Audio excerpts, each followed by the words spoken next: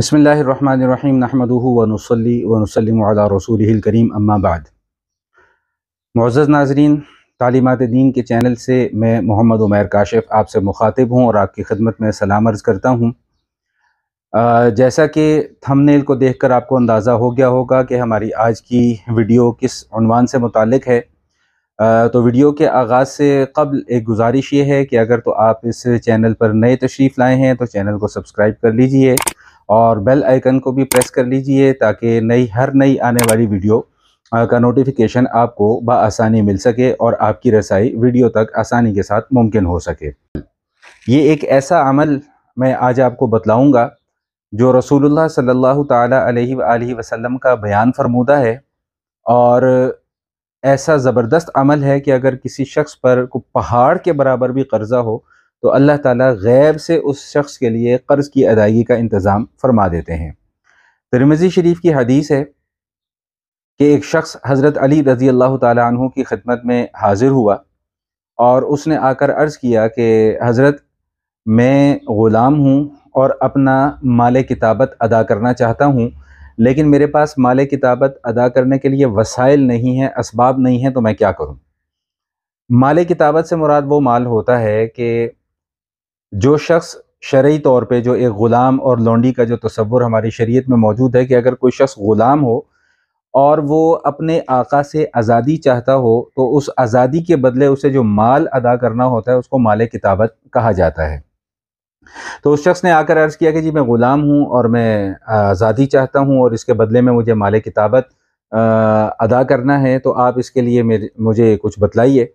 तो हज़रत अली रज़ी अल्लाह तआला ने फरमाया कि मैं तुम्हें एक ऐसा अमल बतला देता हूँ कि जो रसूलुल्लाह सल्लल्लाहु ताला अलैहि वसल्लम ने अमल बतलाया, और ये भी बात इरशाद फरमाई कि अगर तुम्हारे ऊपर पहाड़ के बराबर भी कर्ज़ होगा तो अल्लाह ताला उस कर्ज़ की अदायगी का गैब से इंतज़ाम फरमा देंगे।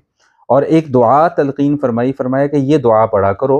वो दुआ के अल्फाज में आपको पढ़कर भी सुना देता हूँ और अभी ये स्क्रीन पर भी वो अल्फाज आपके सामने नमूदार होंगे।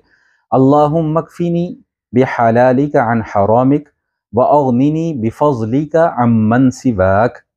अल्लाहुम्मा कफ़िनी बिहलालिका अन हरामिक व अग़निनी बिफ़ज़लिका अम्मन सिवाक।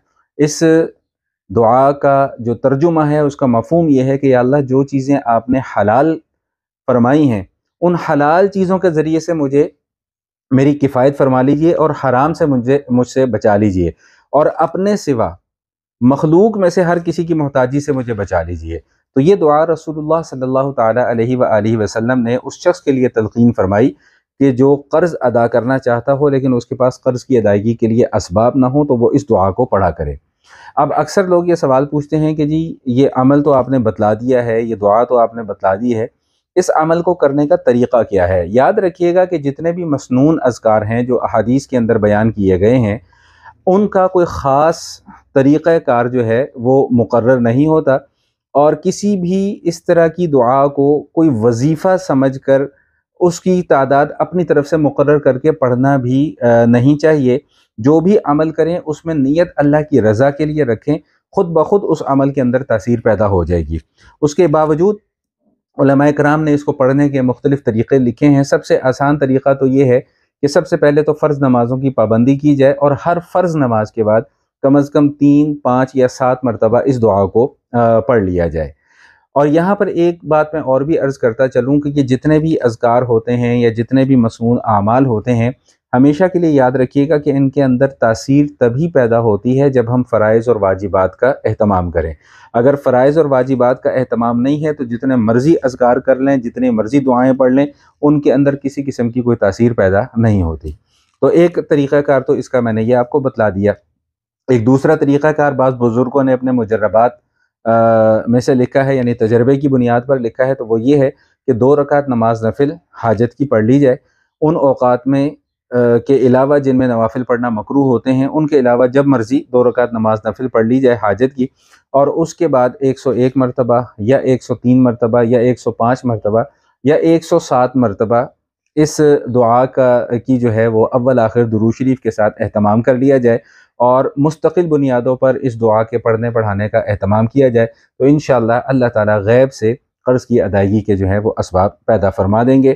امید ہے کہ آپ کو آج کی ویڈیو پسند آئی ہوگی۔ کمنٹ سیکشن میں جا کر اپنی رائے کا اظہار ضرور فرمائیں تاکہ ہماری حوصلہ افزائی ہو، اور ویڈیو کو لائک اور شیئر بھی جو ہے وہ ضرور کیجیے گا۔ والسلام علیکم ورحمۃ اللہ وبرکاتہ۔